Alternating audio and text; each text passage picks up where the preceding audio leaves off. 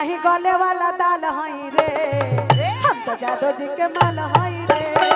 नहीं गले वाला दाल हो, हम तो जादो जी के माल हो।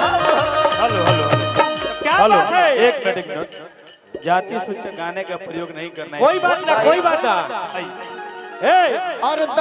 अरे इतना ही डरे वाला दाल ही अरे, तारा जेडी के ही माल ही अरे।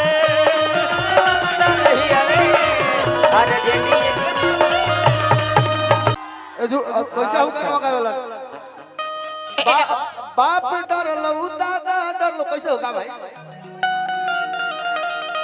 हेलो हेलो यहाँ लगी था कि खाली भोजपुरी बजाई ना हो। चलिए कोई बात नहीं, रुकी मत चलते रहे। हेलो हेलो हेलो चलिए जितना भी हमारा भाई लोग गार्जियन लोग आइल बनी सब कोई के एक बार से गोड़ छू के गोड़ लगे तनी हमरा ताली बजा के आशीर्वाद दिलो। ऐसे ही हल्ला करके। हेलो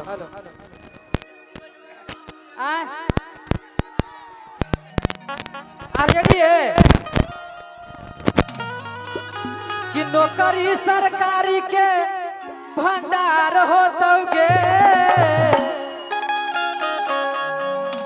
अब भैया तेजस्वी के सरकार होतोगे।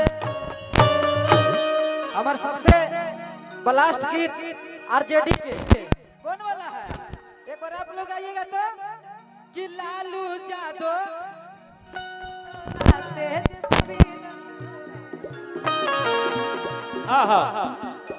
हेलो देखते हैं कितना लोग को याद है।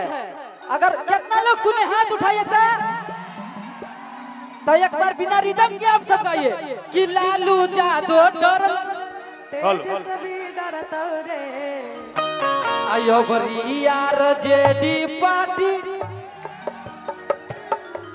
ये गाना ब्लास्ट है और हमारे गार्जियन अब तो हर गाना सेट करता है। अब नया गीत एगो अलबा है, बोला माई बहन योजना के निकल है तेजस्वी भैया वाला। तो हम चाची लोग के कहली है वो गीत में कैसे कि माई बहिना योजना के लाभ पइहे गे सीएम तेजस्वी यादव के बनइहे गे। हेलो कि लहर नहीं अमरी ललकार होतोगे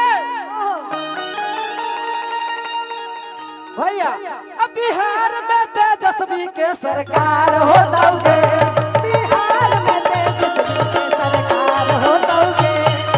लहर नहीं अमरी ललकार होतोगे।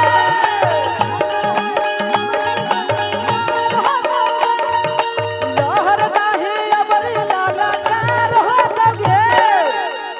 आरजेडी ऐसा अब बिहार में तेजस्वी के सरकार होतोगे।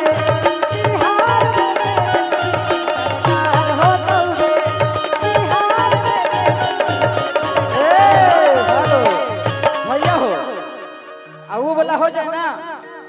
एगो गाय थे कि हरियर का मछिया से बन्हा है मुरे खावा, बान्हा बान्हा अरे देखा ही में लागो हो गई। आरजेडी के गीत बहुत है लेकिन हमारे गोलू भैया गाते हैं, छोटू छलिया भैया गाते हम हैं। कहते हैं कि अब आरजेडी के गमछी खाली यादव जी के बेटा नहीं खन बान्हते, हमारे A to Z सब लोग बान्हता। हाँ यह सब ध्यान लोग। रखे के बा, हाँ सब लोग बान्हता। आनंद भगत जी की तरफ से आनंद भैया की तरफ से 5,000 रुपए का पुरस्कार आया है। हेलो। हाँ सब पे कि कई बेर खा के क्रिया लइकवन हेलो हेलो लइकन के मन है कि जाड़ावा में लागे बड़ी पालावा रे, आ छोड़ के भाग गेलौ मलावा।